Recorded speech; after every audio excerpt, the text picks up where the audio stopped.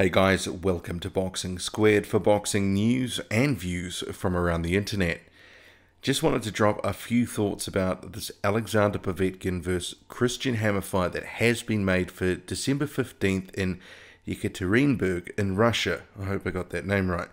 This is a really good fight for a number of reasons, not least the fact that the winner will go on to become WBO champion Joseph Parker's mandatory challenger.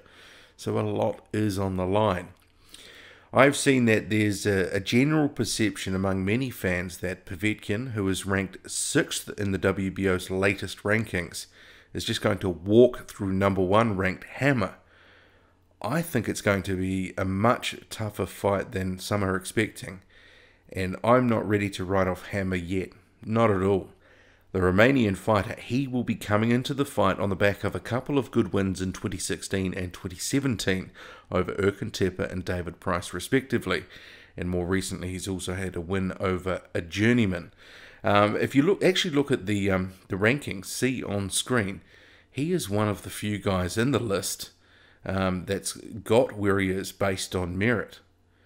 His 22-4 record, I do believe, it understates how he has performed this decade, having lost just once since 2010, and that was against Tyson Fury.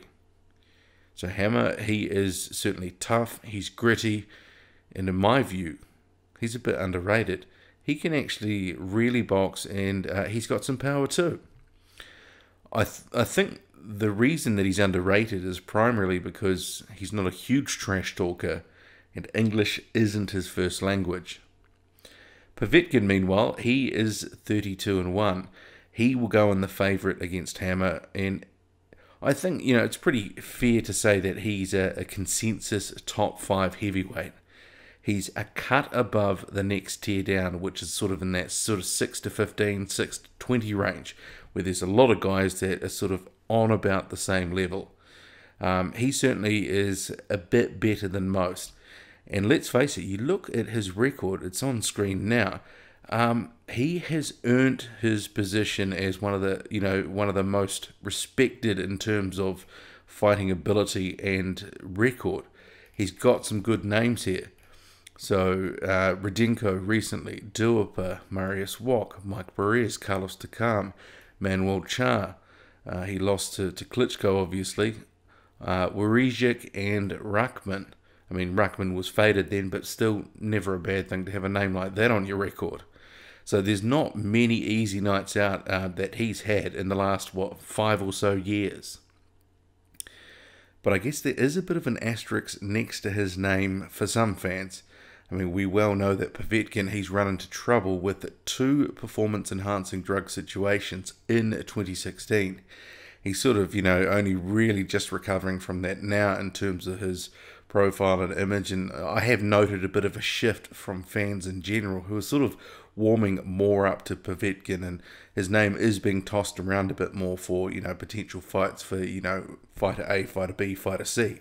For me though, I think while I'm favouring Povetkin heading into this Hammer fight, I'm really interested to see how he actually looks, how good his performance is going to be, because he is now 38. And I think it's fair to say that his best performances, they're a couple of years in the rearview mirror now. And that's not to say that he won't win and won't win well, but I'm just not sure how much he's got left in the tank. So, this will be a good gauge. And some of his recent fights, say like the Rudenko one, for example, hard to know how much to take from it. Rudenko does have a decent chin. But then again, it wasn't like it was a vintage or memorable performance either by Povetkin. If he struggles past Hammer, I do think a number of people will start rethinking, how he might shape up against the taller and younger Joseph Parker. Hammer, he will no doubt come to fight though. The incentive is huge for him, and I'm sure he's getting well paid to take on the risk that is Alexander Povetkin. He's going to be getting paid very, very well. So what better way than to actually win and then try to get paid again in a title fight and a shot at glory. It's a big incentive indeed. And Hammer and Povetkin, let's face it, both men in their 30s. It's one of those things where either loses. It's going to take 2 or 3 years to come back.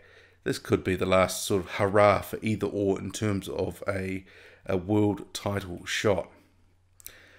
I'm sure also Povetkin, we're probably going to see, given the recent PED stuff, that he will want to look squeaky clean, especially to the WBO hierarchy, especially if he is to actually eventually face Joseph Parker. So I think we can expect to hear a lot about drug testing protocols and such, whatnot, whatever's in place in the coming weeks before the fight.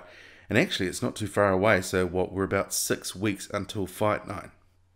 What do you make of it all? Your thoughts, please. Drop a comment, hit like, hit subscribe, follow me on Twitter, boxing_squared. That's boxing_squared. I'm out.